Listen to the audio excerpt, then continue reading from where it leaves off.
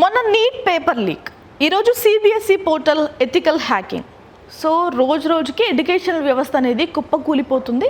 ఇప్పుడు CBSE exam రాసిన, అంటే 12th స్టాండర్డ్ ఎగ్జామ్ రాసిన 17 లక్షల మందికి కూడా అన్యాయం జరిగినట్టే. ఎందుకంటే వాళ్ళ పేపర్స్ వాళ్ళవి కాదు అని వాళ్ళే బయటకు వచ్చి మాట్లాడుతుంటే ఇంకెవరికి మార్కులు వేసినట్టు, ఎవరు రాసిన ఆన్సర్స్కి వాళ్ళు మార్కులు వేసినట్టు. దీనిపైన ఈరోజు మన వీడియోలో మాట్లాడుకుందాం. Welcome to Edunine career guidance, Josh innovations private limited, Edunine overseas consultancy. మీలో చాలామందికి తెలుసు సిబిఎస్ఈ సిలబస్ అనేది చాలా టఫ్గా ఉంటుంది, ఓకేనా. సో ఆ ఎగ్జామ్ రాసిన విద్యార్థులందరూ కూడా మళ్ళీ వేరే ఎగ్జామ్స్ కూడా ప్రిపేర్ అవ్వాలి. ఓ పక్క ఈ టెన్షన్, మరొక పక్క వేరే జేఈ కానీ, నీట్కి కానీ, లేదు అంటే వేరే ఎగ్జామ్కి, ఎంసెట్ కానీ, ఏ ఎగ్జామ్ అయినా వాళ్ళు నచ్చిన కాలేజ్లో, యూనివర్సిటీలో రావాలి అంటే ఎగ్జామ్స్ రాయాలి కదా.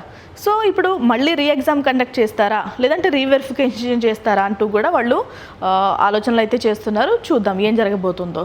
సో 17 లక్షల మంది విద్యార్థుల భవిష్యత్తు ఒక్కసారిగా అంధకారంలోకి వెళ్ళిపోయిందని చెప్పాలి. ఇంకా సేమ్ అదే పిల్లల్లో నీట్ పేపర్ లీక్ గురైన విద్యార్థులు కూడా ఉండుండొచ్చు. సో 2-3 దెబ్బలు అయితే వరుసగా తగులుతున్నాయి మన పిల్లలకి. అసలు ప్రాబ్లం ఎక్కడ వచ్చిందంటే, ఏదైతే వాల్యుయేషన్ సిస్టమ్ని, ఓఎస్ఎం పద్ధతిని తీసుకొచ్చారో అందులోనే చాలా పొరపాట్లు జరిగిపోయాయి. 17 లక్షల మంది పేపర్లు ఓఎస్ఎం పద్ధతిలో ఎవాల్యుయేషన్ చేయడానికి అండ్ ఫైనల్గా మార్క్స్ టీచర్సే వేశారని చెప్తున్నారు. బట్ ఆ సిస్టమ్ని అడాప్ట్ చేసుకోవడానికి కూడా ఎంత టీచర్కైనా టైం పడుతుంది కదా. సో టైం ఇవ్వకుండానే ఆ సిస్టమ్తో ఈ టీచర్స్ తోటి వాల్యుయేషన్ చేయించడం కూడా ఈ పొరపాటుకి కారణంగా చెప్తున్నారు. అసలు పొరపాటు ఏంటంటే, రావాల్సిన మార్కుల కంటే తక్కువ మార్క్స్ రావడం. సో ఇది చాలా పెద్ద ఇబ్బందికరమైన విషయం. ఎందుకంటే మనకి పబ్లిక్ ఎగ్జామ్స్ కొన్నే ఉంటాయి. ఇంతకుముందు 7th క్లాస్ ఉండేది, తర్వాత 10th class, inter first year, inter second year మనకి పబ్లిక్ ఎగ్జామ్స్. తర్వాత గ్రాడ్యుయేషన్ లెవెల్లో ఎగ్జామ్స్, ఫైనల్ ఎగ్జామ్స్ అయినా కానీ అంతా పట్టించుకోరు చాలామంది, ఓకేనా. సిబిఎస్ఈ విద్యార్థులకి ఏంటంటే 10th క్లాస్ అయిన తర్వాత 12th క్లాసే వాళ్ళకి పబ్లిక్ ఎగ్జామ్, 11th ఉండదండి, ఓకేనా. ఇంటర్ ఫస్ట్ ఇయర్ అయితే పబ్లిక్ ఎగ్జామ్ ఉండదు కాబట్టి వాళ్ళకి 12th క్యాలిక్యులేట్ చేసుకుంటారు. సో ఆ 12th ఎగ్జామ్లోనే వాళ్ళకి మార్కులు ఇంత భయంకరంగా రావడం కూడా చాలామంది ఇప్పటికీ ఫీల్ అవుతున్నారు.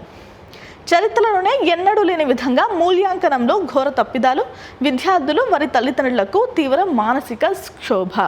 సో విద్యార్థులు ఫేస్ చేస్తున్న ప్రాబ్లమ్స్ నాకు తెలిసి అంటే ఇంకెవరు ఫేస్ చేయట్లేదు. ఎందుకంటే ఐటీ వాళ్ళు కూడా ఫేస్ చేస్తున్నారు. బట్ వాళ్ళు ఎంతో కొంత మెచ్యూర్ ఉంటారు కదా, వయసులో కూడా కొంచెం పెద్దవాళ్ళు వీళ్ళకంటే. పోనీ మ్యాసివ్ ఎర్రర్స్ అయితే వచ్చినాయి వాల్యుయేషన్లో అనుకుందాం. సో వాళ్ళు మళ్ళీ రీవెరిఫికేషన్ కానీ, లేదు అంటే ఆన్సర్ షీట్స్ని ఆన్లైన్లో అప్లోడ్ చేయండి అని పెట్టడానికి కానీ ట్రై చేస్తున్నప్పుడు ఆ పోర్టల్స్ అయితే ఓపెన్ చేసింది సిబిఎస్ఈ. ఒక్కొక్కరు 3 లక్షలు పే చేయండి, 2 లక్షలు పే చేయండి, ₹1,00,000 పే చేయండి అని కూడా పోర్టల్లో డిస్ప్లే అవ్వడం చాలా పేరెంట్స్ని అయితే ఇబ్బందికి గురి చేసింది. ఎందుకు అంత పే చేస్తారు అసలు? ఇంకా ఫలితాలు విడుదలైనప్పటి నుంచి పోర్టల్ మొత్తం క్రాష్ అయింది, హ్యాకింగ్ అయిందని అంటున్నారు. ఇంకా డబ్బులు కట్ అయినా, లేదంటే పేమెంట్ ఫెయిల్ అయినా, డబ్బులు కట్ అయి పేమెంట్ ఫెయిల్ అయిందని చూపించడం, లేదంటే డబ్బులు కట్ అయిపోయిన తర్వాత కూడా క్యాప్చా ఎంటర్ చేస్తున్నప్పుడు ప్రాబ్లమ్స్ రావడం, డబ్బులు కట్ అయిన తర్వాత చాలా రకాల ప్రాబ్లమ్స్ అయితే ఫేస్ చేశారు మన పేరెంట్స్. ఇదంతా గమనించిన సిబిఎస్ఈ బోర్డ్, మన సెంట్రల్ ఎడ్యుకేషన్ మినిస్టర్, సో అంతా గమనిస్తూ ఉంటారు కదా ఎప్పటికప్పుడు. వాళ్ళు కూడా సోషల్ మీడియా అనేది ఫాలో అవుతూ ఉంటారు. ఐఐటి కాన్పూర్, ఐఐటి మద్రాస్ వాళ్ళ హెల్ప్ అయితే తీసుకుంటున్నారు. పోర్టల్ని కొంచెం సెట్ చేయండి అంటూ కూడా రిక్వెస్ట్ అయితే చేయడం జరిగింది. బట్ ఎక్కడా కూడా ఎవరు కూడా విద్యార్థులకి సారీ చెప్పడం కానీ, అరే ఎంత చిన్నపిల్లలండి వాళ్ళు, సారీ చెప్పడమో లేదంటే తప్పిదం జరిగిందని ఒప్పుకోవడమో ఇలాంటివి అయితే చేయలేదు ఎక్కడా కూడా. అసలు ఎందుకు ఓఎస్ఎం అడాప్ట్ చేసుకున్నారు అంటే ట్రాన్స్పరెన్సీ కోసం అండ్ టైంని కూడా సేవ్ చేయడం కోసం. ఇప్పుడు ఏమైంది, మళ్ళీ ఎగ్జామ్ కండక్ట్ చేయాల్సిన అవసరం ఏర్పడినట్టు అయింది. సో ఏదైనా పద్ధతిని అడాప్ట్ చేసుకుంటున్నప్పుడు కూడా హైయర్ అఫీషియల్స్ ఎవరైనా కూడా దాన్ని నేర్చుకోవాల్సిన అవసరం ఉంది. మన టీచర్స్కి కూడా దాన్ని టీచ్ చేయాల్సిన అవసరం ఉంది, ఓకేనా. మీరు ఇన్స్టెంట్గా నిర్ణయాలు తీసేసుకుని ఇన్స్టెంట్గా ఆ టీచర్స్ పైన రుద్దినా, లేదంటే అధికారుల పైన రుద్దినా వాళ్ళేమో పైనుంచి ఊడిపడలేదు కదా, వాళ్ళు నేర్చుకోవాలి కదా. సో మనకి ఇక్కడ మొత్తం ఓఎస్ఎం సిస్టమ్ వల్లే మొత్తం ఫెయిల్ అయిందని అంటున్నారు. చూద్దాం, లేదంటే హ్యాకింగ్ అయిందా, ఏదైనా కూడా అఫీషియల్స్ మాట్లాడేంత వరకు మనం ఏం చేయలేమండి. సో ఈ ప్రయోగాత్మకంగా ఏదైతే ప్రవేశపెట్టారో ఓఎస్ఎం పద్ధతి, అది కంప్లీట్గా ఫెయిల్ అయిందనే చెప్పచ్చు. మనకి గతంతో పోలిస్తే పాస్ పర్సెంటేజ్ కూడా 3% అయితే తగ్గింది గతంకి ఇప్పటికి ఈ అకాడమిక్ ఇయర్కి. అండ్ ఇంకొకటి ఏంటంటే, ఈ పాస్ పర్సెంటేజ్ తగ్గడానికి కూడా ఓఎస్ఎం పద్ధతే కారణం అంటున్నారు విద్యార్థులందరూ కూడా. మా ఆన్సర్ షీట్ని బయట పెట్టండి అంటూ కూడా రిక్వెస్ట్ చేస్తున్నారు. కొంతమందికి అయితే అప్లోడ్ చేయడం జరిగింది. ఇంచుమించుగా 11 లక్షల చేంజ్ అయితే ఆన్సర్ షీట్స్ అయితే అవైలబుల్గా ఉన్నాయండి. వాళ్ళు కంపేర్ చేసుకుంటున్నారు. పిల్లలు కూడా ఈ ఆన్సర్స్ మేము రాయలేదు అంటూ కూడా కొంతమంది బయటకు వచ్చి మాట్లాడుతున్నారు. ఓకేనా, చాలా నష్టం అయితే జరిగింది మన నీట్ విద్యార్థులకి. ఇప్పుడేమో సిబిఎస్ఈ 12th స్టాండర్డ్ విద్యార్థులకి ఘోరం నష్టం అయితే జరిగింది.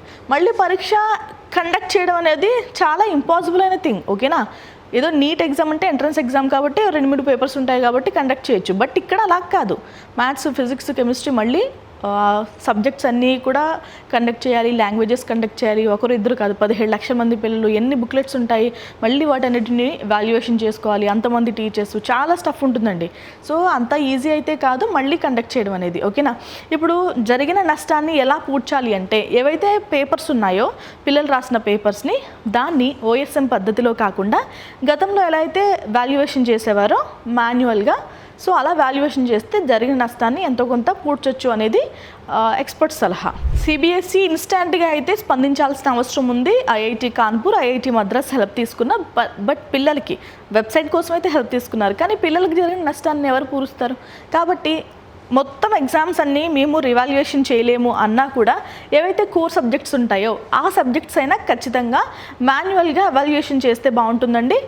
లేదు అంటే మీ ఇష్టం, ఎగ్జామ్ కండక్ట్ చేసినా కూడా కండక్ట్ చేయండి. బట్ ఇది పిల్లల్ని ఎంత క్షోభకు గురి చేస్తుందో తెలుసా? ఆల్రెడీ మళ్ళీ నీటికి ప్రిపేర్ అవుతున్న పిల్లలు కూడా, అంటే సిబిఎస్ఈ వాళ్ళు కూడా రాస్తూ ఉంటారు కదా, వాళ్ళందరూ మళ్ళీ కూడా సిబిఎస్ఈ 12th స్టాండర్డ్ ఎగ్జామ్కి ప్రిపేర్ అవ్వడం అంటే చాలా పెద్ద మెంటల్ ప్రెషర్ అనేది మీరు క్రియేట్ చేస్తున్నట్టే. కాబట్టి పిల్లల గురించి ఆలోచించి ఒక మంచి నిర్ణయం అయితే తీసుకోండి. ఓకేనా, ఎందుకంటే కేవలం ఇది మార్కులో, పాస్ పర్సంటేజ్లో కాదు, జీవితాలను శాసించే మైలురాయి. ఎందుకంటే మనకి సిబిఎస్ఈలో కేవలం 12th స్టాండర్డ్లోనే పబ్లిక్ ఎగ్జామ్ ఉంటుంది. సో 10th తర్వాత మళ్ళీ సిబిఎస్ఈ స్టూడెంట్స్ రాసేది 12th స్టాండర్డ్ పబ్లిక్ ఎగ్జామే. వాళ్ళకి 11th అంటే ఇంటర్ ఫస్ట్ ఇయర్ అయితే ఉండదు. కాబట్టి ఇదొక మైల్ స్టోన్ వాళ్ళ జీవితంలో. ఓకేనా, కేవలం ఈ మైల్ స్టోన్తో కేవలం ఇంటర్ మాత్రమే కన్సిడర్ చేస్తారంటే కాదు. నెక్స్ట్ ఫర్దర్గా వాళ్ళు ఎడ్యుకేషన్లో ఏ స్టెప్ వేయాలన్నా కానీ ఈ మైల్ స్టోన్ చాలా యూజ్ అవుతుంది వాళ్ళకి. ఈ పర్సంటేజ్లు ఇవన్నీ కూడా చాలా యూజ్ అవుతాయి. కాబట్టి ఈ మైల్ స్టోన్ ఆనుకుని వాళ్ళ జీవితం ముడిపడి ఉంది. కాబట్టి హయ్యర్ అఫీషియల్స్, ఎడ్యుకేషన్ రంగంలో ఎవరైతే ఉంటారో వాళ్ళందరూ కూడా సిబిఎస్ఈ పిల్లలకి అన్యాయం జరగకుండా రీవాల్యుయేషన్ చేస్తారో, లేదంటే వేరే స్టెప్ ఏదైనా చేస్తారో, మార్క్స్ యాడ్ చేస్తారో, ఏదో ఒక నిర్ణయం అయితే తొందరగా తీసుకోవాలని కోరుకుంటున్నాం అందరం కూడా. ఎంత గందరగోళం ఏర్పడుతుందంటే ఎడ్యుకేషన్ రంగంలో ఏం తీసుకోవాలి. ఇప్పుడు చిన్న పిల్లల దగ్గర నుంచి ఫస్ట్ క్లాస్ నుంచి కూడా ఏ సిలబస్ చదవాలి, స్టేటా లేదంటే సెంట్రలా, సిబిఎస్ఈయా, ఏ సిలబస్ చదవాలి, పోనీ 10th అయిన తర్వాత ఏం తీసుకోవాలి, పోనీ ఇంటర్ అయిన తర్వాత ఏం చేయాలి, పోనీ గ్రాడ్యుయేషన్ అయిపోయిన తర్వాత పోస్ట్ గ్రాడ్యుయేషన్ కోసం, పోస్ట్ గ్రాడ్యుయేషన్ తర్వాత పిహెచ్డి, వీటి కోసం రకరకాల డౌట్స్ అయితే ఎప్పుడూ మన మదిలో ఉంటూనే ఉంటాయి. ఈవెన్ బీటెక్ చేసిన విద్యార్థులు ఎంటెక్ చేయాలా లేదంటే సాఫ్ట్వేర్కి వెళ్ళాలా, రకరకాల డౌట్స్ అయితే ఎప్పుడు ఉంటాయి కదా, ఫస్ట్ క్లాస్ నుంచి గ్రాడ్యుయేషన్, పోస్ట్ గ్రాడ్యుయేషన్ అయ్యే లెవెల్ వరకు.